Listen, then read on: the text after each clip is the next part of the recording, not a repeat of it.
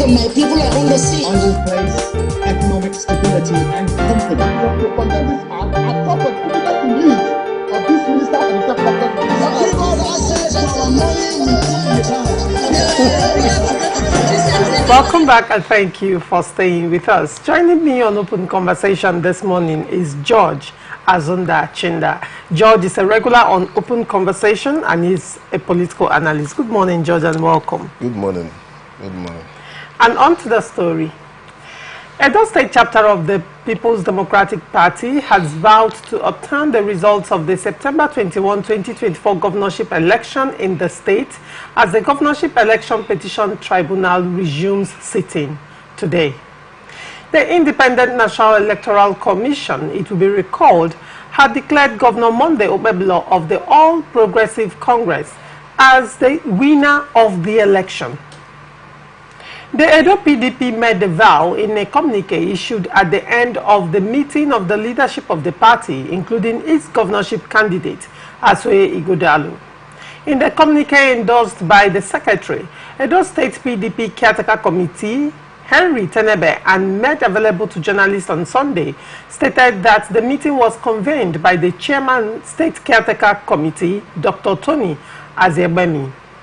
The party affirmed its position that it was robbed of victory and assured its supporters that it will reclaim the stolen mandate. The communique reads, after extensive deliberations on the state of the affairs of the party and Edo State, the following resolutions were reached. The party reaffirmed its resolve to reclaim the mandate truly given to it by the people of Edo State in the last governorship election. It called for the continuous support and prayers of all party faithful and the people of Edo State as PDP and its candidate progress on this arduous journey. The meeting acknowledged and deeply appreciated the commitment, loyalty, and steadfastness of party members and faithful supporters across Edo State, urging them never to relent in their support and prayers for the party and its leadership. The attendees expressed grave concern over the current state of Edo under the All Progressive Congress-led administration. The party observed with dismay that the state had suffered significant setbacks in the last few months. The PDP reaffirmed its unshakable commitment to the rule of law and upholding constitutional democracy in the state.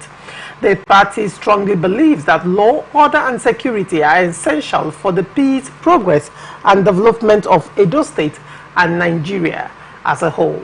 The party chairman unanimously passed a vote of implicit confidence in the State Caretaker Committee led by Dr. Tony Azegbemi and the party's candidate in the last governorship election, Dr. Asue Ighodalo. George, Oh, yes. what do you make of this story? PDP apparently is not backing down. Well, what the acting party chairman of the states, in collaboration with other members of the party in the states, and that's their communique issued. What I understand by that is simple. The PDP is the opposition party in Edo State as it stands today. And they are believing, or they are thinking, that the last election that brought in Monday Okpebholo, that is the incumbent governor, was rigged in favor of the APC. So that communique is like giving hope to their supporters that they can reclaim their mandate in the court. It is normal because as it is now in Edo State, it's a Nigerian thing, not just Edo State. Most of those PDP supporters who would have been disillusioned with the way things are going, who I will call fair weather party supporters, who don't see any hope, who don't see any light at the end of the tunnel for the party, would have started making moves to join in the APC. So that communique is like, giving hope to the hopeless, telling their party supporters, to be hopeful that their mandate will be reclaimed, at the tribunal. Now, it is one thing to say this, and it is another thing, for you to prove your case in the court. It's a very difficult one, for the PDP to prove that they won that election in Edo State. Why do you say that? It is very difficult in the sense that election is not just election in a state. It's not something that is done in a unit. They need to get all their evidence from across all the polling units, to be able to convince the judges. It is not just okay for you to say this I won this election. You need to prove beyond reasonable doubt. You know, this as it is today, the incumbent government of Edo State is manned by an APC governor. Now the PDP is laying claim that they won the election. It is not just for you to come to say we won the election. You need to prove it. You need to prove it. You know, you need to convince the judges, convince the tribunal.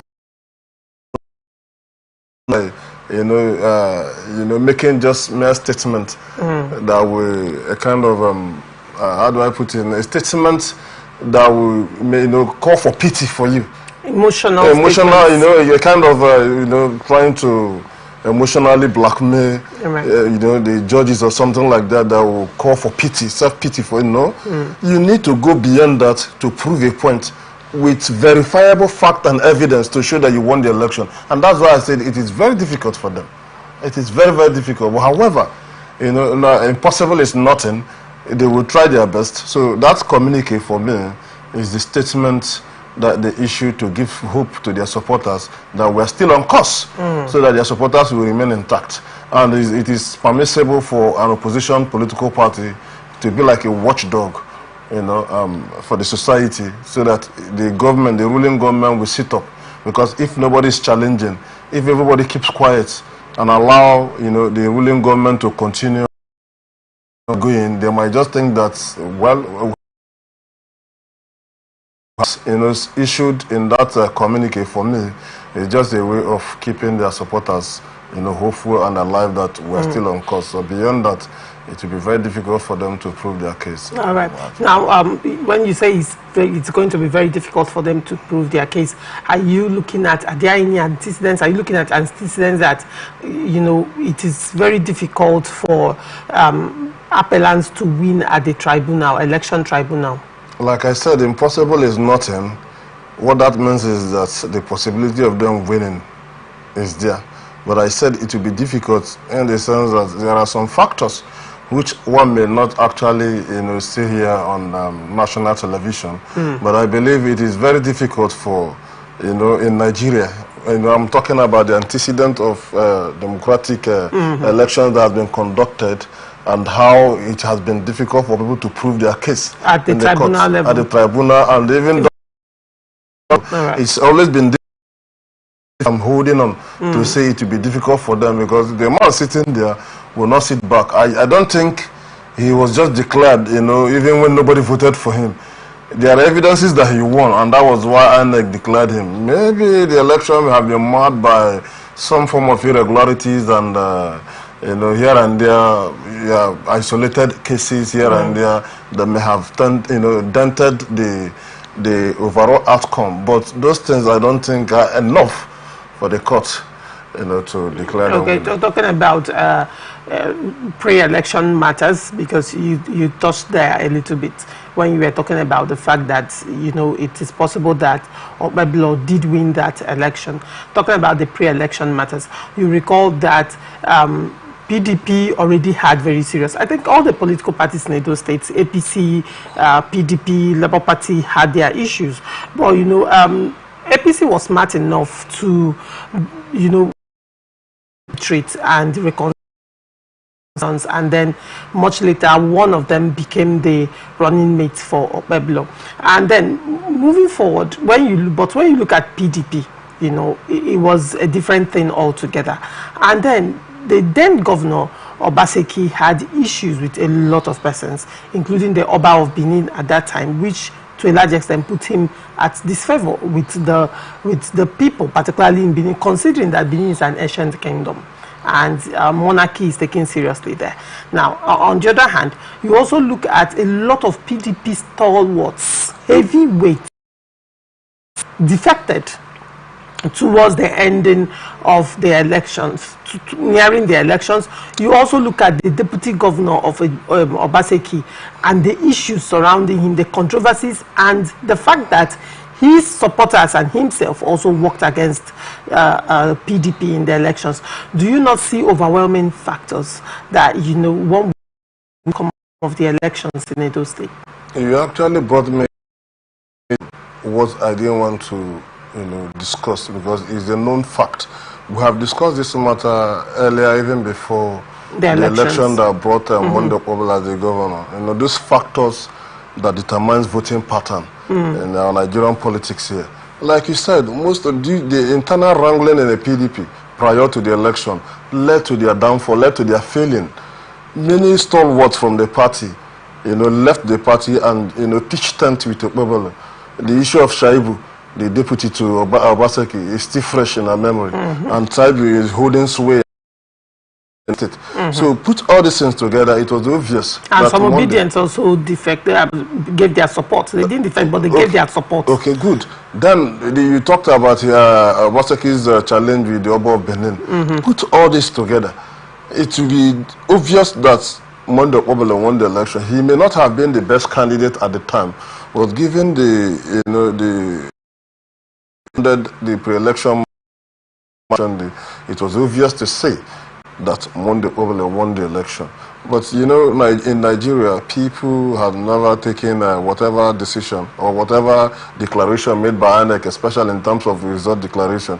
They have never taken it serious. They just feel that, you know, one party that is stronger based on one or two factors rigged the election. Therefore, you have to go to court. I have found it difficult to find out any election circle where people never, you know, approach the courts. The question would be, are there any election cycle that's why I said, that's why sometimes this thing has to do with it has to do of you know, the election management body, INEC, over the years. The trust deficit between it has been there between the INEC. people and that election management body, which is the INEC.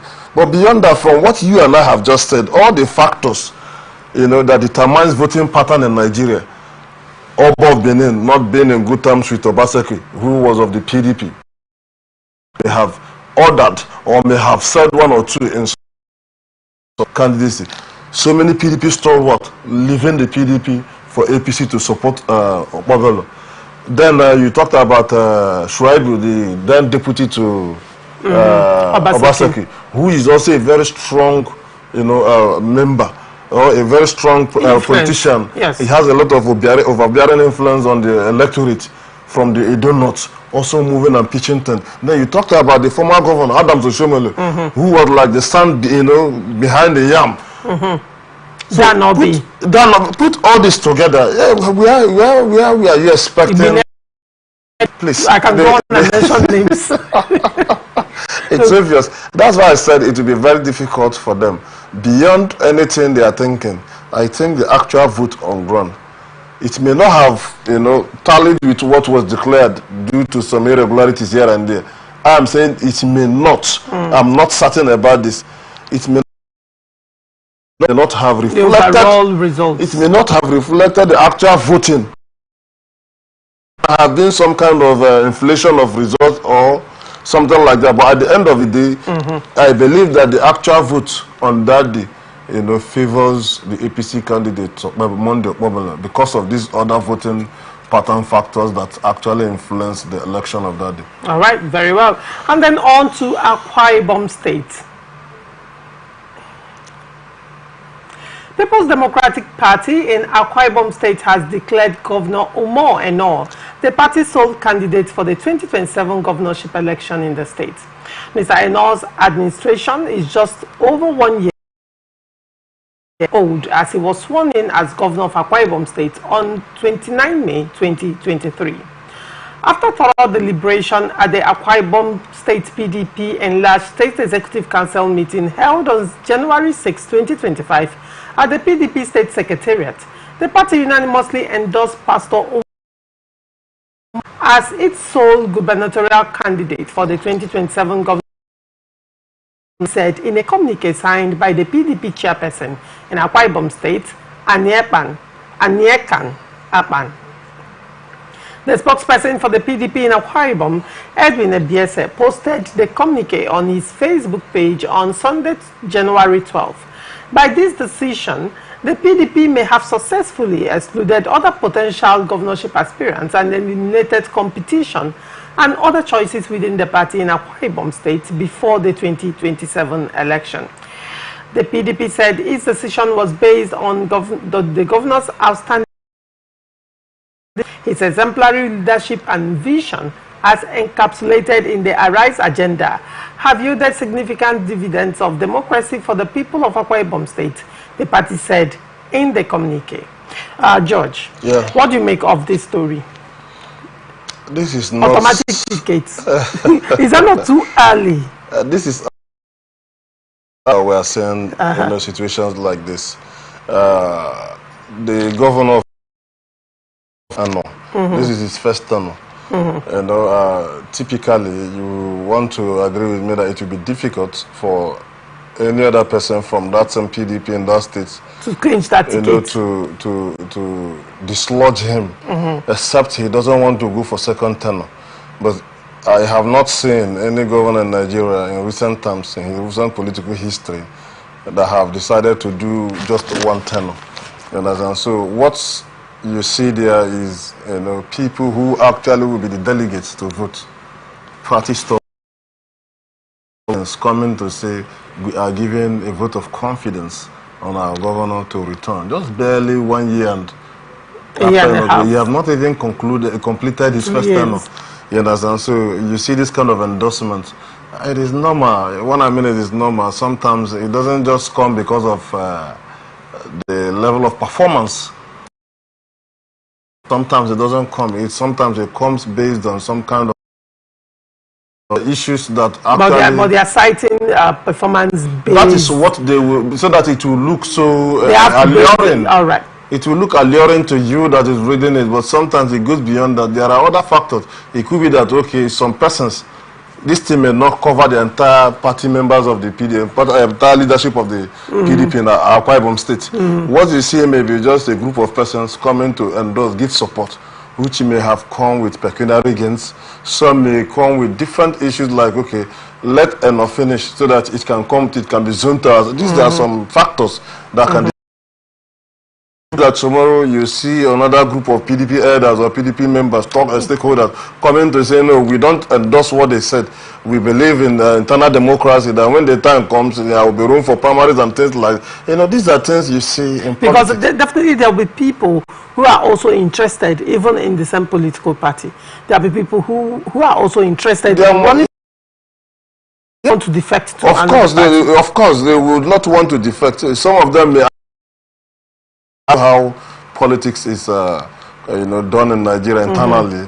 It will be difficult for you to stand up against the governor to say you want to run against the governor in the same party and win. The governor is like... But yes, when the governor has interest. Yeah, especially like I said, it has been difficult for you to see a governor that doesn't want to go for second term. Even when the governor has an anointed, probably in his second tenure, he's coming to the end of his tenure, but he has someone in mind. Most times it's also very difficult, to fight to dislodge such a person. The because person now most times emerges as the this other politician would have seen all this and so, okay, we can use this endorsement to get some kind of favors, some kind of favors, political patronage from the governor by coming up, and this may be important key stakeholders of the party in the state. You understand? So they have publicly said that it is either or no other. There's no in between. So it is normal. It is normal. I quite understand. It is not something that is alien to us. We see this every day in our political system across the country. Don't just few months to come. This kind of endorsement will begin to come for various other governors from various other states. Some will want to use that as well as a strategy. Of course, people will definitely do that. Why this one is quite surprising is that it's coming too early, just barely 1 year. That was that question. Yes, this is politics. Don't be surprised that those who did this may have gotten one strategic key stakeholders who are the ones calling the shot, and they feel that, okay, this guy should go ahead. Or maybe some of them who are there are angling for something. So it's just normal. Yeah. But then let's look at the case of Labour Party. I know it might be slightly different because, these two parties are different in a lot of ways. But however, you recall Labour Party also came out sometime last year to say that, they were going to give OB automatic tickets, it's either, let me borrow your language, and then Alex Oti, it's either Alex Oti or Alex Oti. So the party assured them of, you know, sole candidacy on the platform of Labour Party. And then after the issue, you know, that came out, and where Alex Oti called and support given by the government. It has to bow down to or interest. maybe something they are expecting to get from the government. If those expectations are not met, these same people can come out tomorrow to say, no, we withdraw that statement that we make, given this and that we believe that competition will enhance you know, an effective candidate and all of that. Right. You know, so these are the things that you expect from politicians. You know, so it is not. This segment should be taken with a pinch of salt. Well, if you want to say that, you can say that, but considering the quarters it's coming from. No, it doesn't really matter. You know, anything can change. In politics, we say 24 hours is such a long time. Look, is a statement credited to 24 hours is such a long time to you know, change whatever decision that has been taken. You know, determines what actually plays out. All right. You understand the outcome of some of these things that towards, you know, that period when, you know, it is expedient for people to become party flag bearers, candidate and all of that. So we run a party democracy in Nigeria where parties are the ones that sponsors candidates for election. Where they don't see that happening in their current party, they will switch camp to another party. All right. All because their interest is to run for a particular office. In Nigeria, we say there's no permanent friend or permanent enemy. The only thing permanent in Nigerian politics is the interest. So if my interest for nation rather, you know, so if this vehicle has a bad tire, a flat tire, you know, you come down from that and go to the next available vehicle. Right. Even if it's a 2K van that cannot actually get to the destination, but it's a party that can actually move. So you get to that place. That's just exactly what you see playing out in Nigerian politics. Right. It's not just at the lower level, even at the national level. And then on to Kano State Emirship tussle. Kano State government has on Saturday called on public and private institutions to strictly adhere and comply with the Court of Appeal judgment which ruled in favor of the 16th Emir of Kano, Muhammadu Sanusi II. The State Attorney General and Commissioner of Justice, Barrister Haruna Dederi, on the position of the government on the judgment. Dederi, who said it has been vindicated, noted that the judgment validates the government's lawful actions regarding the chieftaincy appointments and reforms in the state's traditional institutions. It therefore called on all to respect and comply with the court judgment which recognizes Sanusi as the Emir of Kano. According to him, the decision by the appellate court to void previous judgments that question the state's lawful appointments underscores the correctness of our actions and strengthens our resolve to continue reforms for equitable representation and inclusive governance. For the avoidance of doubt, all decisions, pronouncements and orders made by the Federal High Court, Kano, has been quashed and set aside by the Court of Appeal. Furthermore, the law enacted by the Kano State House of Assembly relating to Emirates and all actions taken by His Excellency, the Executive Governor of Kano State, pursuant to that law, have been fully upheld and legalized by the Court of Appeal. Therefore, in strict adherence to the rule of law and in defense of democracy, all public and private institutions as well as individuals are required to comply with the Court of Appeal's decision and act accordingly to give full effect to the judgment. This ruling affirms the government's commitment to justice, fairness and adherence to due process in our efforts to modernize traditional structures while preserving the cultural heritage of Kano State. The judgment further clarifies the rightful jurisdiction over chieftaincy matters, underscoring the constitutional boundaries of the courts in such affairs. We extend our appreciation to the judiciary for upholding the principles of justice and fairness. The Kano State government remains committed to working with traditional institutions and ensuring harmony and fostering development across all Emirates. Judge, what do you make of these developments in but then at the end of the day, Bayero, whom this judgment did not favor, says that he's going to Supreme Court. Do you see an end to this? I mean, the balkanization of the Emirates and now coming back to this. The government, of course, Governor Yusuf has backed Sanusi from day one. Do you see an end to this tussle? There's always an end to, every disagreement, every problems. There's always an end to it. The people need to give peace a chance. But this whole thing lies with the court to give justice, to dispense justice. So far the Court of Appeal has ruled, quashing the position earlier held by the lower courts. Justice Lehman. Yeah.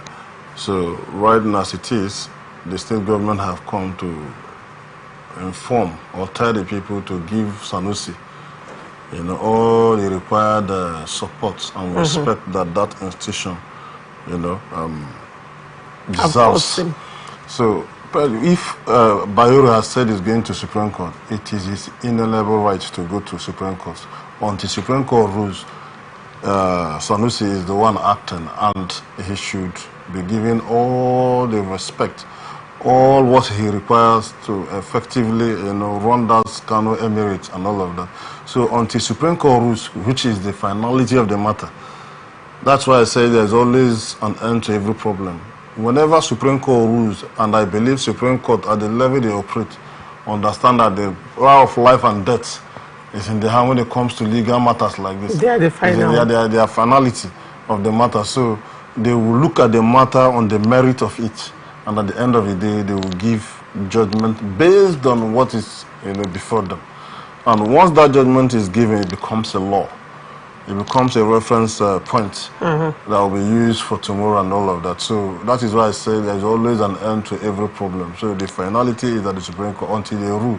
For now, we will abide by the Court of Appeal judgment, which has reinstated Sanusi. And the government has come to ask everybody, including private institutions in the state, to please accord Sanusi, because that emirate, is actually very important in their culture. There's a lot of respect attached to that. The reason for that statement, for me, is, the emirate is something that is an institution that is respected by people of Kano and even outsiders, those who are residing in Kano doing business. So what he has come to say is to reaffirm the position of they are looking at the council and not the individuals battling or jostling for the emirship. They are looking at the institution of the emirate. You understand? So we are. The Kano state government has been accused of supporting. That Sanusi. is human nature. People will be accused. And even at the federal level, there have been this emirship also to a large extent has been politicized. Right, the federal government has been accused of having a hand in the crisis. The state government, on the other hand, has been accused as well.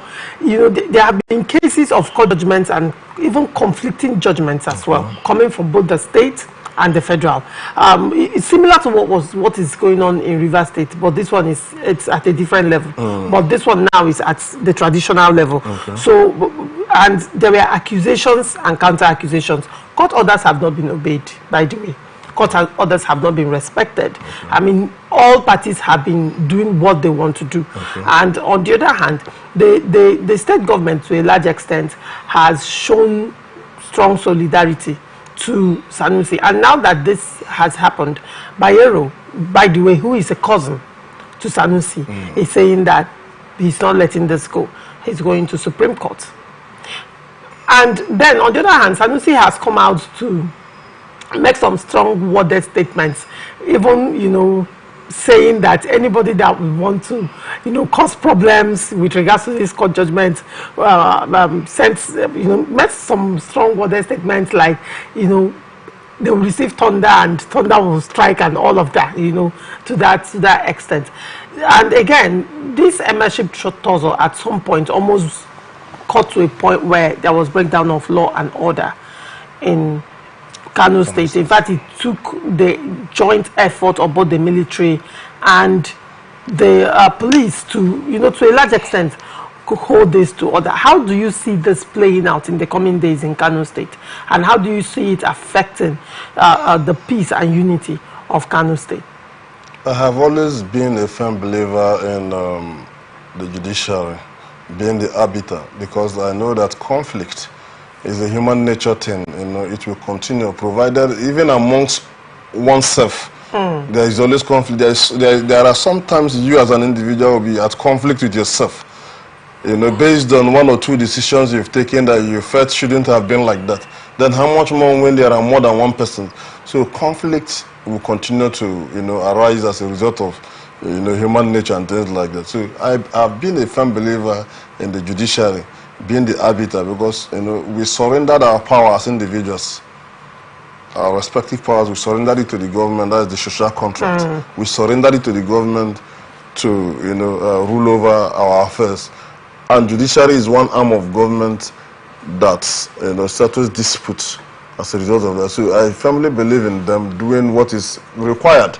The matter is before the Supreme Court. Like it says, Ado Bayero said he'll be going to Supreme Court to appeal the, you know, the judgment of the Court of Appeal, you know, which is his right. You can't take that away from him. But I will advise him as a leader not to engage in anything that will destroy Kano State. He should not, you know, be making some kind of inflammatory statement. Same thing with Sanusi.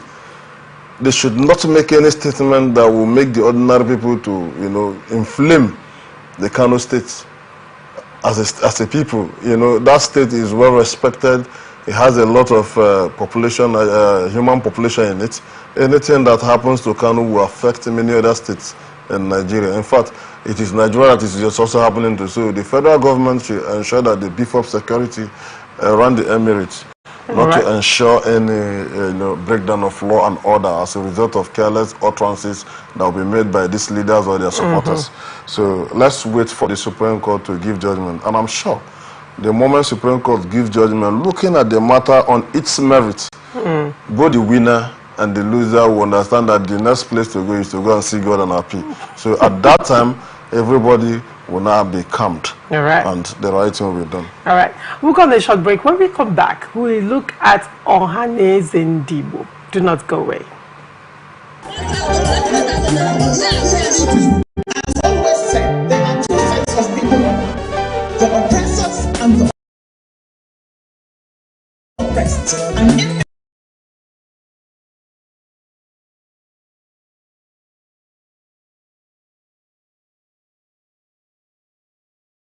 between the coward and the hypocrites, which I you know how traffic jam.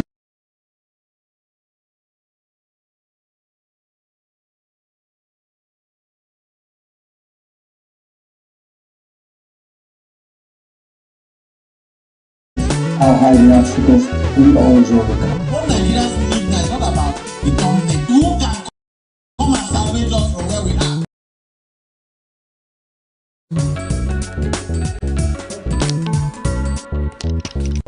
From the lines across the ocean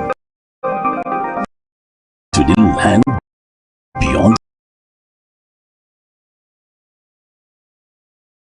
the mountains, through the Sahara,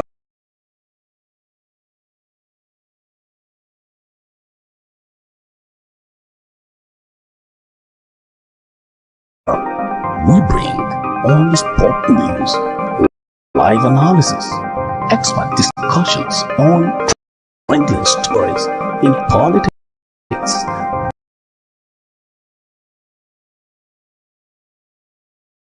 business, socio-economic, sports, and documentaries. So catch all the updates on the happenings around the globe. Stay focused on the fact today, only on ATN.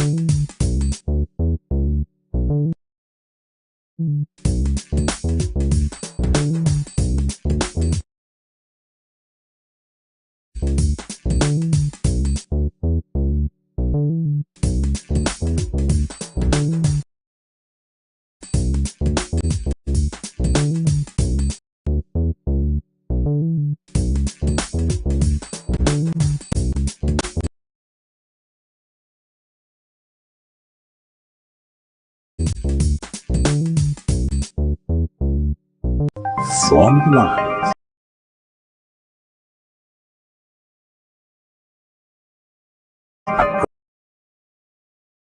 Across the ocean to the land beyond the mountains.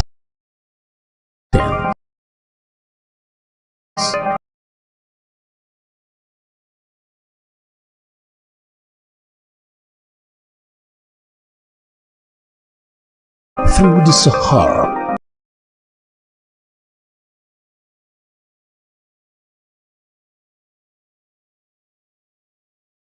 we bring all the sport news,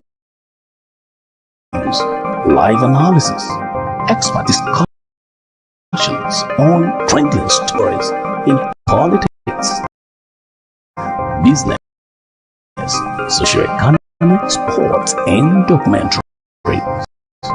So catch all the updates on the happenings around the globe.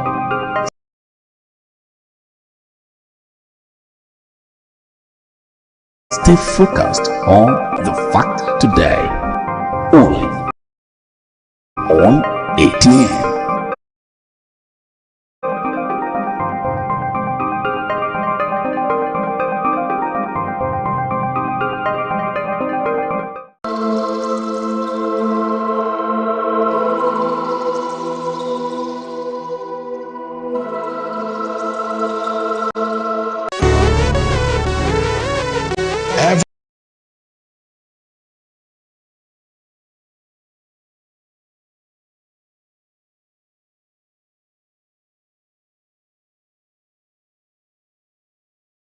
Every day, our lives are changed by history.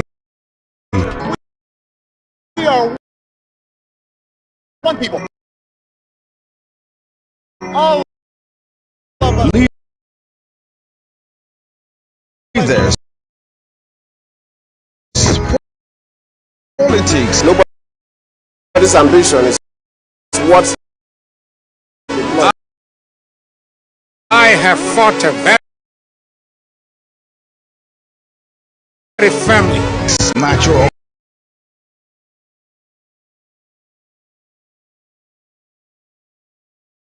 occurrence, war, and the world economy. I belong to everybody and I belong to nobody. ATN covers it all on ATN Politics today.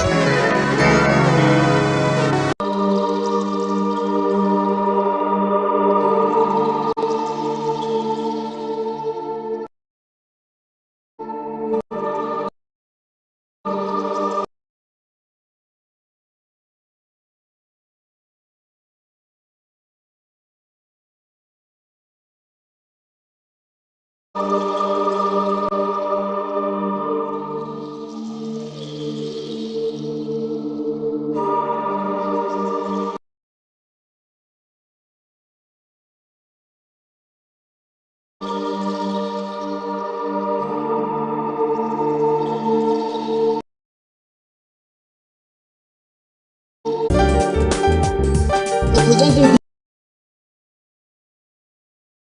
people. Mr. President, my people are on the sea. Economic stability and confidence. To condemn this act at top of critical beliefs of this minister. Welcome back and thank you for staying with us. Southeast Senate Caucus has congratulated Senator Azuta Mbata on his emergence as the President General of Ohanaeze Ndigbo worldwide. ATN reports that Azuta Mbata on Friday emerged as the new president of the Igbo Sociocultural Organization. In a statement issued on Saturday, the leader of the caucus, Senator Enyinaya Abaribe, said Mbata's victory at the election during the Ohaneze Ndigbo General Assembly in Enugu marks a milestone in the history of the Apex Igbo Sociocultural Organization.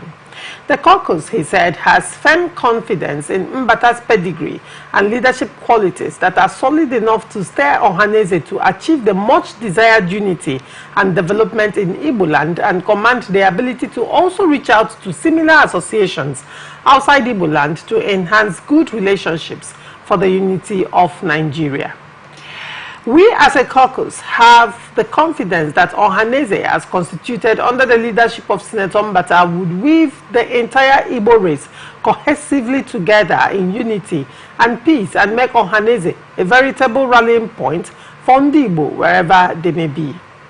Such trajectory, we believe, would no doubt encourage, instill confidence, and reinvigorate the ability of our people to pursue their individual and collective goal to achieve sustainable development for the overall benefit of Igbo land and Nigeria. The caucus also allows the delegates at the General Assembly and the political leadership, particularly the state governors, for their unwavering commitments to support the new Ohaneze leadership to succeed, Abaribe said. The caucus also congratulated the outgoing President General Nze Felix Ozichukwu for leading Ohaneze to hand over the reins of leadership to Mbata in a peaceful election and enjoined Ndigbo to give Senator Mbata and his executive full support in carrying out his mandate to restore the dignity and prosperity of our Igbo. What do you make of this story, George?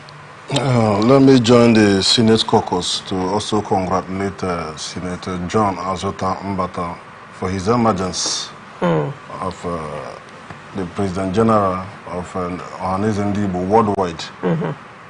For me, I think that Senator John Mbata has the experience, has the leadership qualities to steer Ohaneze Ndigbo to the promised land.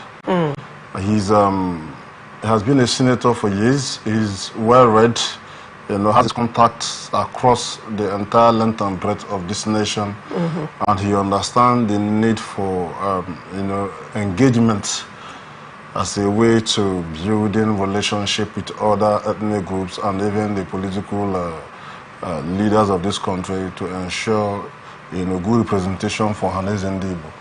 And again, because he's an Ikwere man, coming from a group that over time has vehemently, selected persons anyway, has vehemently disagreed that they are part and parcel of the Igbo ethnic nationality.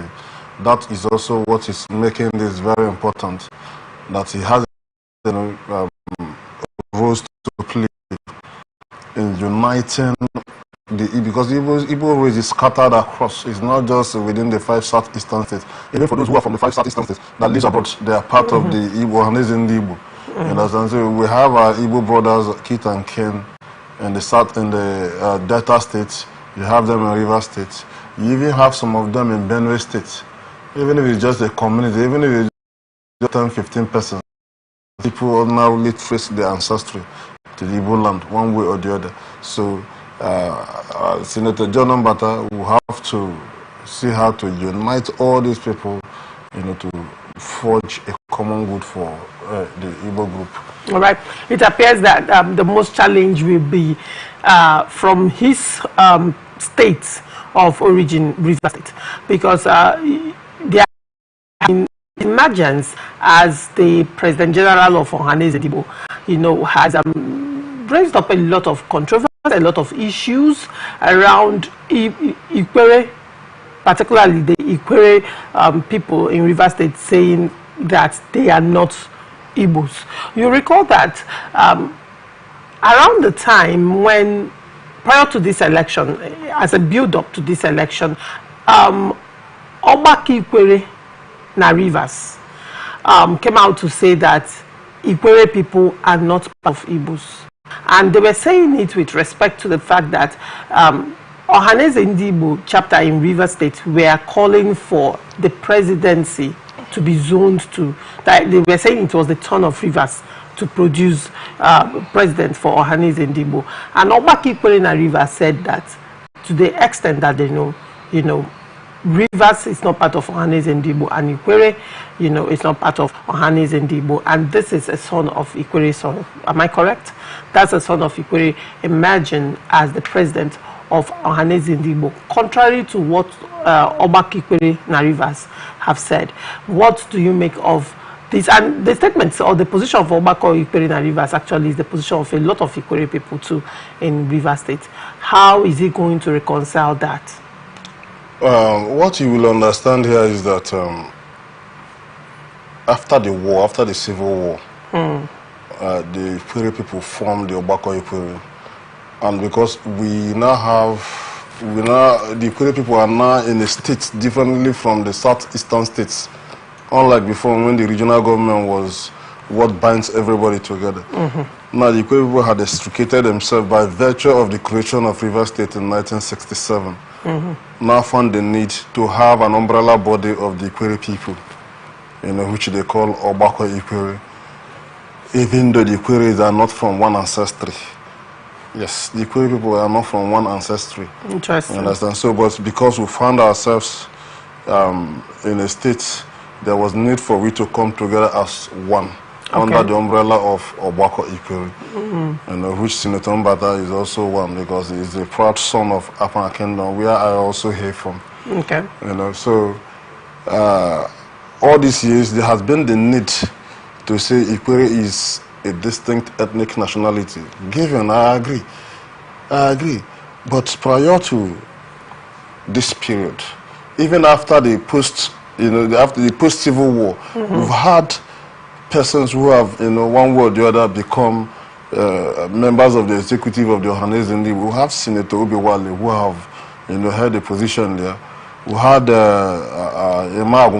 Emmanuel Aguma from Port Harcourt City, who have held. We had persons like Senator Ella, but he has held positions. These are people of the Igbo-speaking people, Igbo speakers, in Rivers State, who found themselves to be part of this Igbo ethnic nationality. Let me say something here. You don't want to dabble into some of the reasons why people began to extricate themselves from the larger Igbo ethnic nationality. Those reasons will remain there, because of that.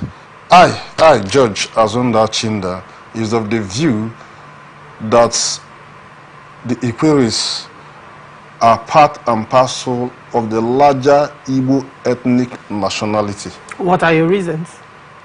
There are so many things that you can talk about: the culture, the language, architecture. I'm not talking about modern architecture, I'm talking about the traditional architecture.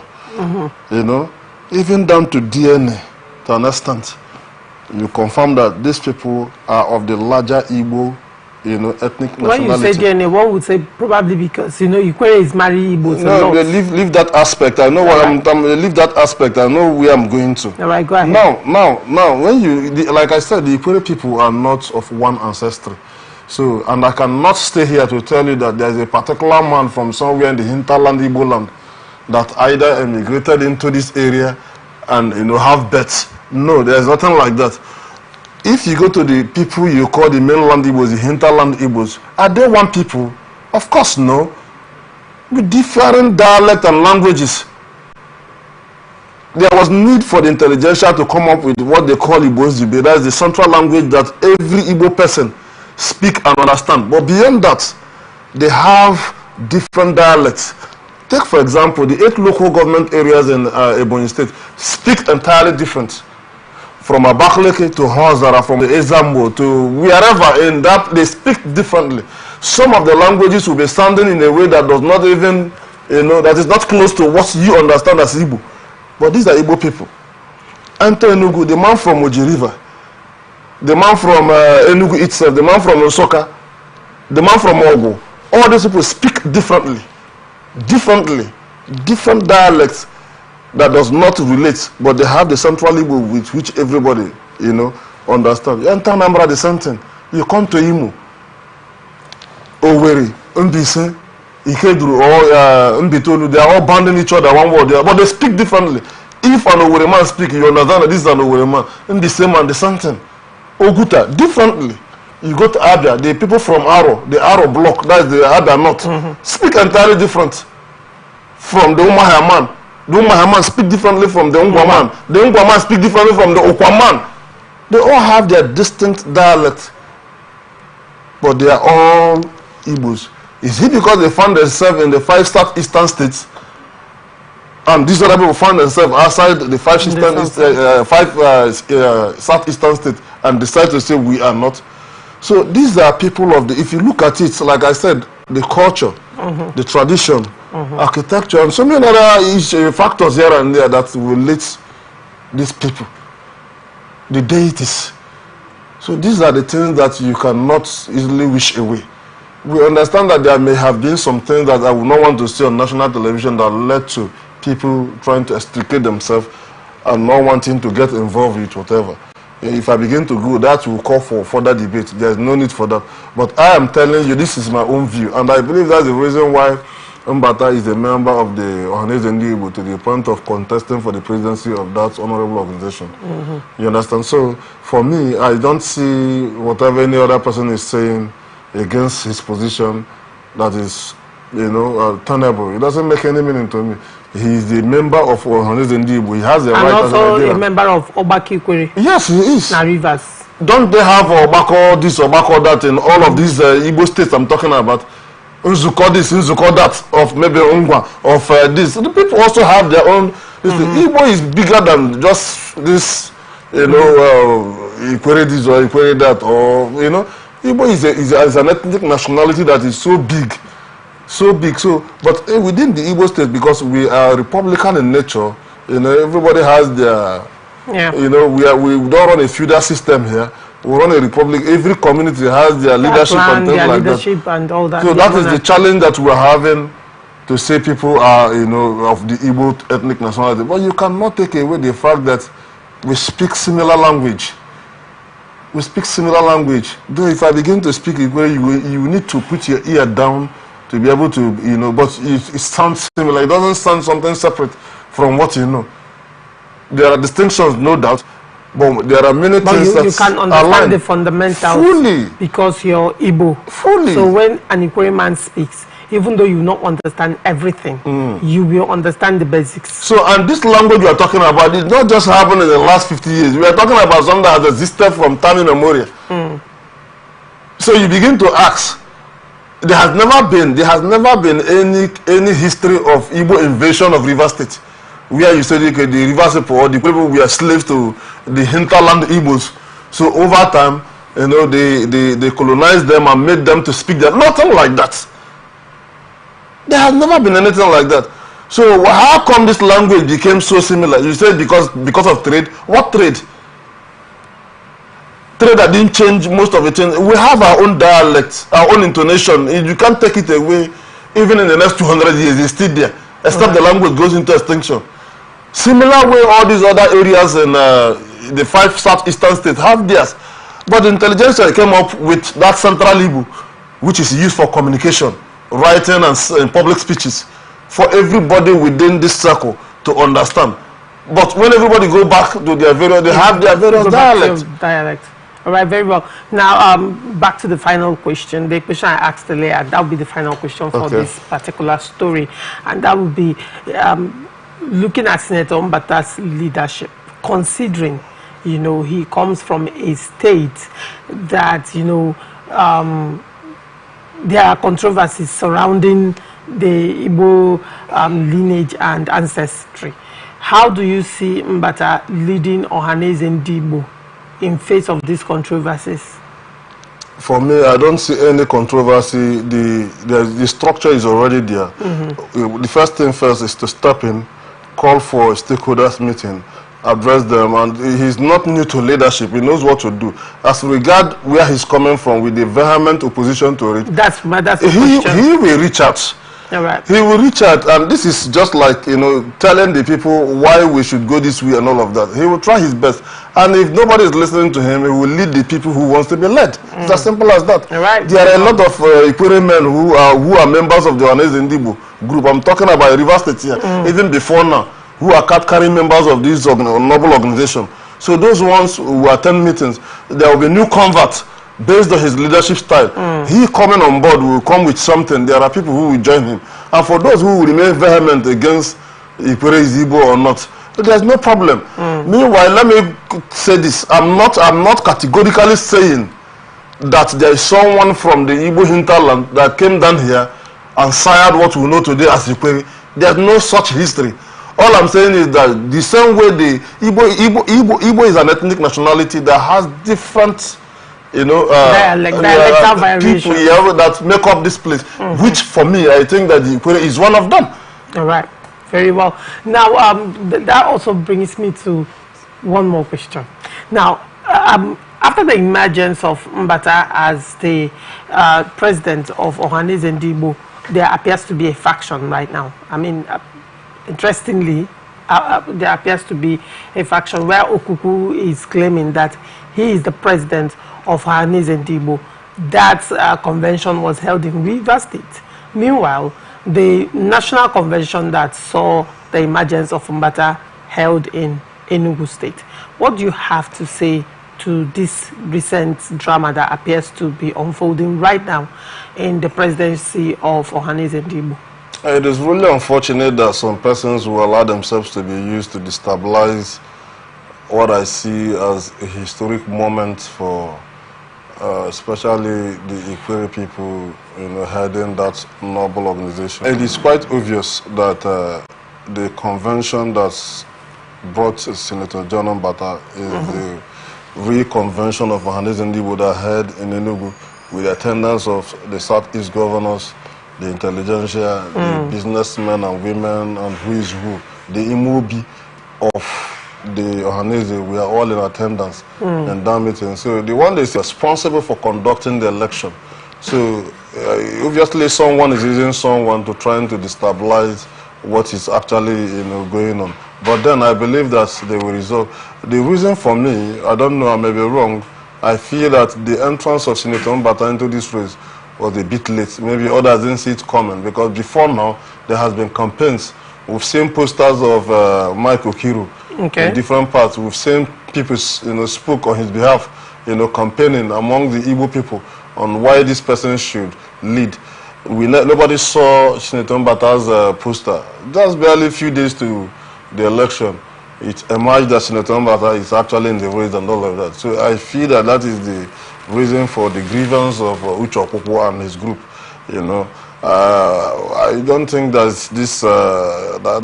this conflict is something that cannot be resolved.